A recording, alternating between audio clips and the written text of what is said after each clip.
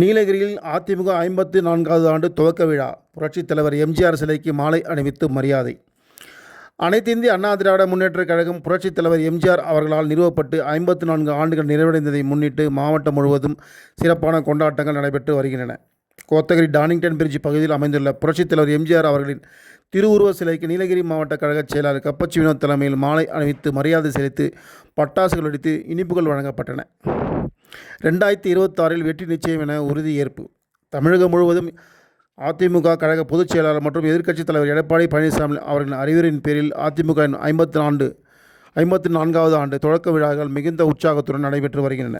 இதன் ஒரு பகுதியாக கோத்தகிரி டானிங்டன் பகுதியில் நடைபெற்ற வண்ணமிகு விழாவில் மாவட்ட செயலாளர் கப்பச்சி வினோத், கழக நிர்வாகிகள், தொண்டர்கள் மற்றும் பொதுமக்கள் கலந்து கொண்டு வரும் 2026 சட்டமன்ற தேர்தலில் நீலகிரி மாவட்டத்தின் 3 தொகுதிகளிலும் அதிமுக வெற்றியை பதிவு செய்து எடப்பாடி பழனிசாமி அவர்களை மீண்டும் முதலமைச்சர் பதவியில் அமர்த்த பாடுபடுவோம் என உறுதிமொழி எடுத்தனர். இந்த நிகழ்ச்சியில் முன்னாள் குன்னூர் சட்டமன்ற உறுப்பினர் சாந்திராமு முன்னிலை வகித்தார்.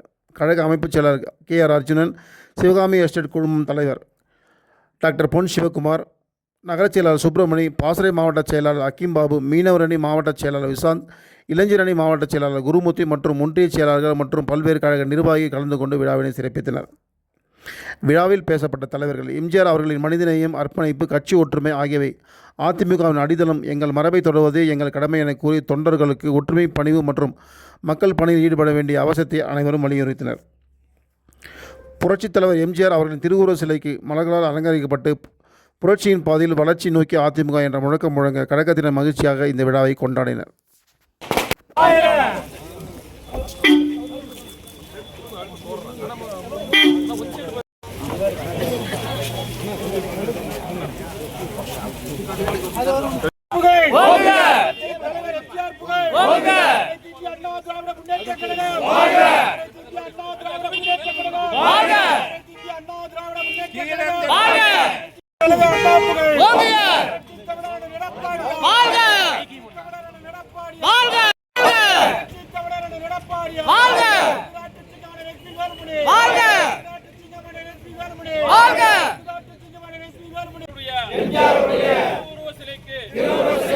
மாலை அணிவித்து வருகின்ற 2026 நடைபெறுகின்ற சட்டமன்ற தேர்தலில் விடியா திமுக அரசை ஓட ஓட விரட்டி நீலகிரி மாவட்டத்தில் உள்ள 3 தொகுதிகளிலும் பெருவாரியான வாக்கு வித்தியாசத்திலே 3 வேட்பாளர்களையும்